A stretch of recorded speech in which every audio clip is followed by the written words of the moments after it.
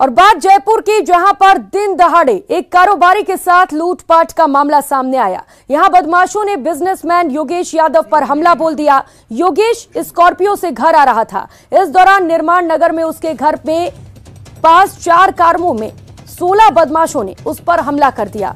उसके साथ मारपीट की और 20,000 रुपए छीन लिए। बदमाशों ने उसे बंदूक लगाकर 6 गोलियां मारकर जान से मारने की धमकी दी। सूचना पर श्यामनगर थाना पुलिस मौके पर पहुंची और सीसीटीवी फुटेज के आधार पर बदमाशों की तलाश में जुटी है।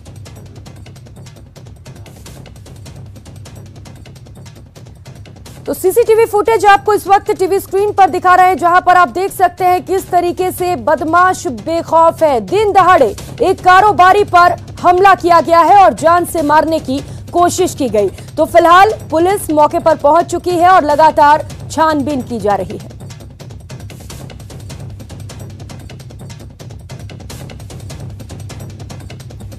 ये सीसीटीवी तस्वीरें आपको दिखा रहे हैं जो रिकॉर्ड हुई है और इसी सीसीटीवी फुटेज के आधार पर फिलहाल पुलिस भी पूरे मामले की छानबीन कर रही है। इन तस्वीरों में साफ तौर पर देखा जा सकता है कि किस कदर एक कारोबारी जब घर लौट रहा था तो उसके साथ बदमाशों ने जान से मारने की कोशिश की और उसे धमकी भी दी है।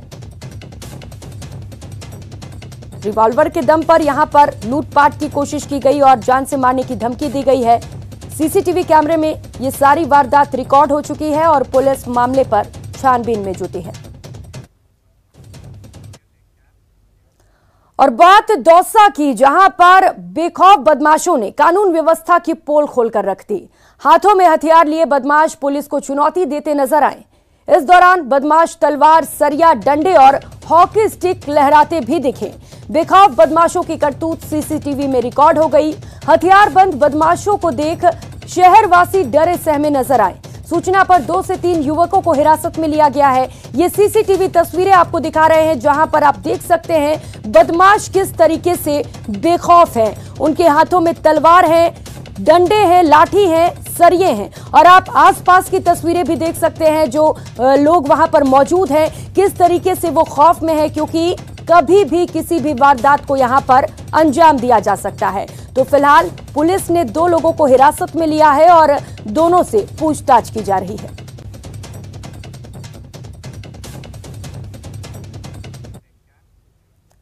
बात बारा की, बारा के कवाई थाना क्षेत्र में बुधवार एक युवक को 6 से ज्यादा लोगों ने पीट कर हत्या कर दी थी, जिसका 3 दिन बाद वीडियो सामने आया है।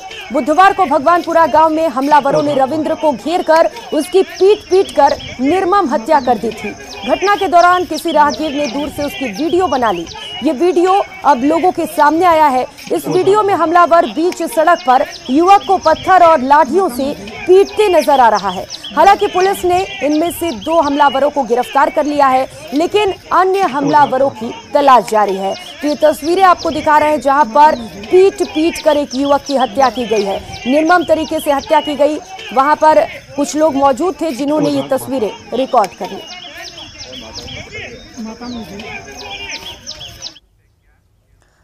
और खबरों में आगे बढ़ेंगे। खबर कोटा से है, जहां ग्रामीण इलाके में बदमाशों ने हमला कर एक सरकारी शिक्षक को मौत के घाट उतार दिया।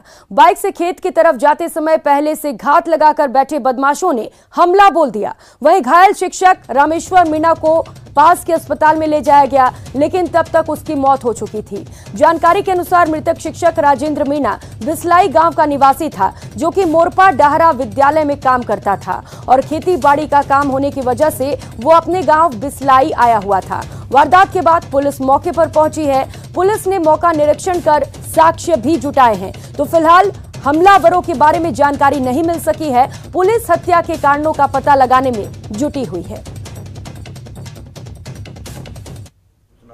घर वाले अपने गांव बिसलाई से मौके पर आए, जहां पर मृतक घायल राजेंद्र मीणा को उसके घर वाले सीधे उसके घर सुल्तानपुर ले आए, जहां पर इसकी स्थिति खराब होने से हॉस्पिटल ले आए, जहां उसकी मृत्यु हो गई है।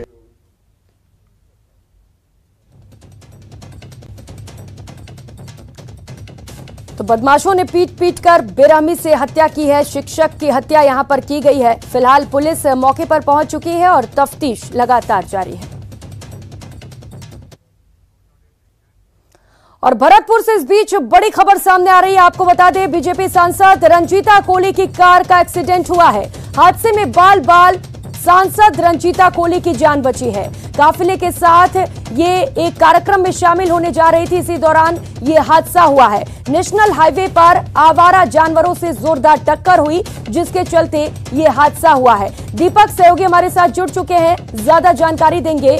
दीपक, हादसा कैसे हुआ ये तो पता चल चुका है, लापरवाही है यहाँ पर, लेकिन अभी क्या कुछ स्थिति है सांसद की? है और उनकी बाल बाल इस हादसे में जो है जान बची है। ये जो है एक कार्यक्रम में शामिल होने के लिए जा रही थी, तभी जयपुर आगरा नेशनल हाईवे पर पहरसर मोड़ के पास में ये जो है दुर्घटना हुई है। आवारा जानवर जो है एक साथ हाईवे पर सामने आ गए थे, उसी दौरान इनकी जो गाड़ी थी वो क्षतिग्रस्त हो गई और जो उनकी जो एस्कॉर्ट कर रही थी एक और गाड़ी थी वो भी बाल बाल पलटने से बची है। कहा जा सकता है कि एक जो है बड़ा हादसा यहाँ पर हुआ था, लेकिन इसमें पूरे मामले में जो है सांसद है वो अभी फिलहाल सकुशल है। हमारी भी उनसे बात हुई तो हमने पूरे घटनाक्रम की उनसे जो है जानकारी ली, तो उन्होंने बताया कि वो एक कार्यक्रम में जा रही थी, तभी जो है उनकी एस्कॉर्ट गाड़ी और वो साथ में चल रही थी, तभी अचानक ही जो है आवारा जो सांड थे वो गाड़ी के सामने आ गए और जिससे ये पूरा जो है हादसा हुआ है। जी प्रियंका। जी दीपक, चलिए राहत की बात है कि सांसद सुरक्षित हैं, लेकिन बड़ी लापरवाही भी प्रशासन की उजागर हुई इस हादसे में, क्योंकि हाईवे पर आवारा सांड घूम रहे हैं, कोई भी हादसे का शिकार हो सकता है, किसी की मौत भी हो सकती है।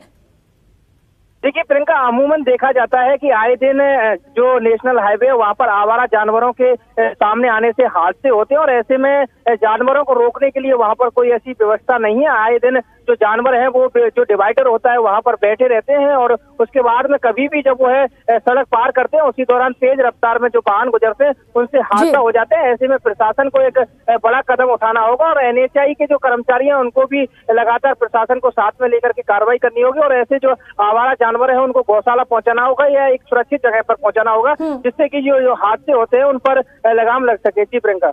जी बिल्कुल दीपक, पूरे प्रदेश से ऐसी खबरें आती रहती हैं कि आवारा सांड इधर उधर घूम रहे हैं, लोगों को मारते भी हैं। अभी कुछ समय पहले ही ये खबर भी आई थी कि एक आवारा सांड शोरूम में घुस गया और जमकर आतंक मचाया। लेकिन दीपक, बड़ा सवाल यह है कि आखिर इन आवारा जानवरों पर कार्रवाई कब की जाएगी? दीपक, बताया जा रहा है कि किसी काफिले के साथ वो जा रही थी और किसी कार्यक्रम में उन्हें शामिल होना था, क्या वो कार्यक्रम में पहुंच पाई इसके बाद? देखिए, आज जो सांसद हैं उन्होंने विभिन्न कार्यक्रमों में भाग लिया था और वो भरतपुर पहुंची थी, जहां पर उन्होंने कई कार्यक्रमों में जो है वो सम्मिलित हुई थी। उसके बाद में उनका एक कार्यक्रम था खेड़ली, तो वहां पर वो जा रही थी, काफिले के साथ में जा रही थी, तो अचानक ही ये रास्ते में जो है दुर्घटना हो गई। उसके बाद में उन्होंने जो है थोड़ी देर आराम किया, उसके बाद में वो कार्यक्रम में तो शामिल हुई थी, लेकिन कहीं ना कहीं उनको भी इस हादसे के बाद जो है वो थोड़ी सहम गई।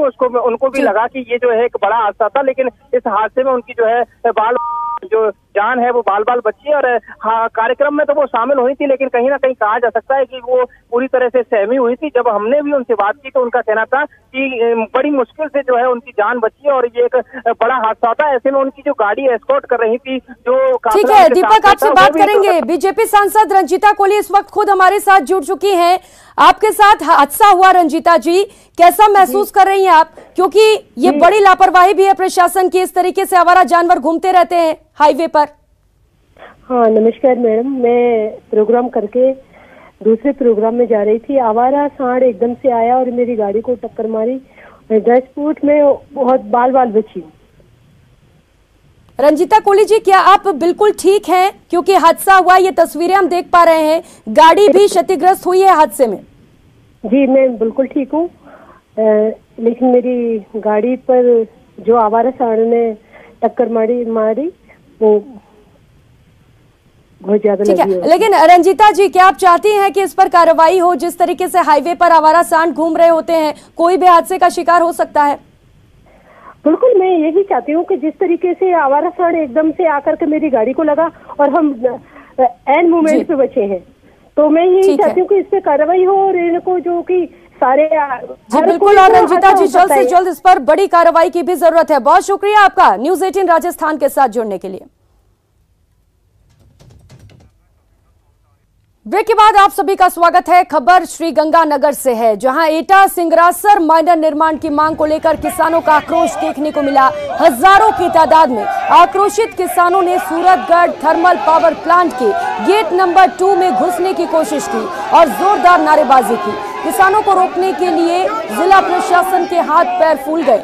काफी देर समझाइश के बाद किसान धरना स्थल वापस लौटे। किसानों ने अनिश्चितकालीन धरने की घोषणा करते हुए प्रशासन को 2 जुलाई तक मांगे पूरी करने का अल्टीमेटम दिया है।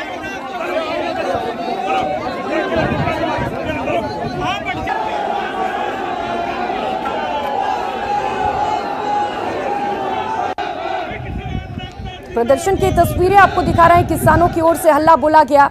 माइनर निर्माण की मांग को लेकर बड़ी संख्या में, हजारों की संख्या में यहां पर किसान एकत्रित हो गए और जोरदार प्रदर्शन करने लगे। इस बीच जब उन्हें रोकने की कोशिश की गई तो प्रशासन के हाथ पांव फूल गए।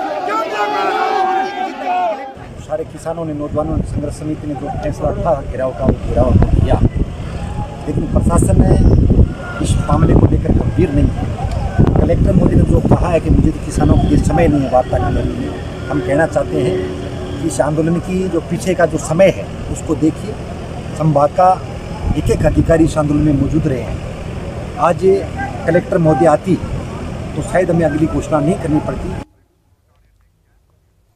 और रुक लेते हैं अगली खबर का। आषाढ़ महीने के कृष्ण पक्ष की त्रयोदशी पर उदयपुर के जगदीश मंदिर में भव्य नाव उत्सव मनाया गया। इसके लिए कुंड बनाकर पानी भरा गया। शाम के समय ठाकुर जी को नाव में जल विहार करवाया गया। इस मनोरम दृश्य के दर्शन के लिए भक्तों की भारी भीड़ लगी रही। इस मौके पर पूरे मंदिर को फूलों से सजाया गया। मनोरथ के तहत प्रभु जगन्नाथ स्वामी 4 फीट चौड़ी और 5 फीट लंबी चांदी की नाव में भगवान जगन्नाथ भ्रमण पर निकले। संध्या आरती के बाद भगवान जगदीश के जयकारों के साथ राधा कृष्ण को नाव में जल विहार करवाया गया। आषाढ़ महीने के कृष्ण पक्ष की त्रयोदशी पर उदयपुर के जगदीश मंदिर में भव्य नाव उत्सव मनाया गया। इसके लिए कुंड बनाकर पानी भरा गया। शाम के समय ठाकुर जी को नाव में जल विहार करवाया गया। इस मनोरम दृश्य के दर्शन के लिए भक्तों की भारी भीड़ रही। इस मौके पर पूरे मंदिर को फूलों से सजाया गया। मनोरथ के तहत प्रभु जगन्नाथ स्वामी 4 फीट चौड़ी और 5 फीट लंबी चांदी की नाव में भगवान जगन्नाथ भ्रमण पर निकले। संध्या आरती के बाद भगवान जगदीश के जयकारों के साथ साथ राधा कृष्ण को नाव में जल विहार करवाया गया। खास तौर पर ग्रीष्मकालीन उत्सव की झांकियों के साथ ही अंतिम मनोरथ भी होता है। आषाढ़ महीने के मनोरथ के दौरान वर्षा के आगमन के लिए मनोकामना की जाती है। मनोरथ के दर्शन को लेकर मंदिर में श्रद्धालुओं की आवाजाही बनी रही। और रुक लेते हैं अगली खबर का। अमित शाह गुजरात दौरे पर हैं, जहां अमित शाह ने नर्मदा जिले में अपने परिवार के साथ एससीयू में जंगल सफारी का लुत्फ उठाया।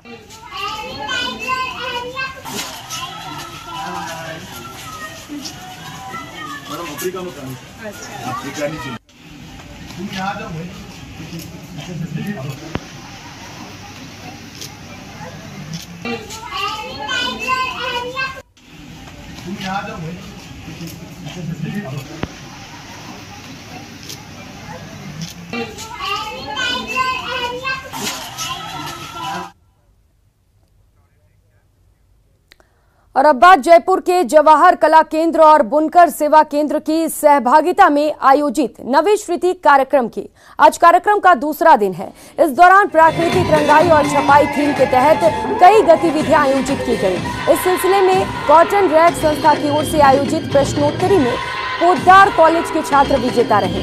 इसके बाद सांस्कृतिक कार्यक्रम का भी आयोजन किया गया। कोटा डोरिया बुनकर हसीना बानो ने देशभक्ति गीत गाकर सबका दिल जीता।